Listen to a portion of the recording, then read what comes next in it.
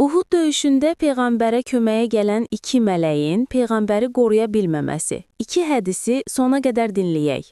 Səhih Əl-Buxari, 11-ci fəsil. O zaman sizlərdən iki dəstə ruhdan düşməyə hazır idilər. Allah isə onların yardımcısı oldu. Qoy möminlər Allaha təvəkkül etsinlər. Rəvayət edilir ki, Səd ibn Əbu Vəqqas demişdir. Mən Uhud döyüşündə Peyğəmbəri gördüm. Yanında iki nəfər durub onu müdafiə edirdilər. Onların əynində dümağ paltar var idi, özləri də canfəşanlıqla vuruşurdular.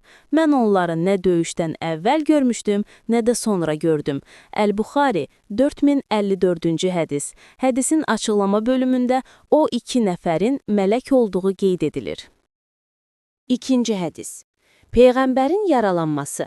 Allah iki mələk göndərir ki, Peyğəmbəri qorusunlar. Mələklər belə qoruya bilmir. Ənəs rəvayət edir ki, Uhud döyüşündə Peyğəmbər üzündən yaralandı və Peyğəmbərini yaralayan bir millət necə nicat tapa bilər, dedi. Həmin vaxt bu ayə nazil oldu. Bu işin sənə aidiyyəti yoxdur. Əl-Buxari, 4069-cu hədis.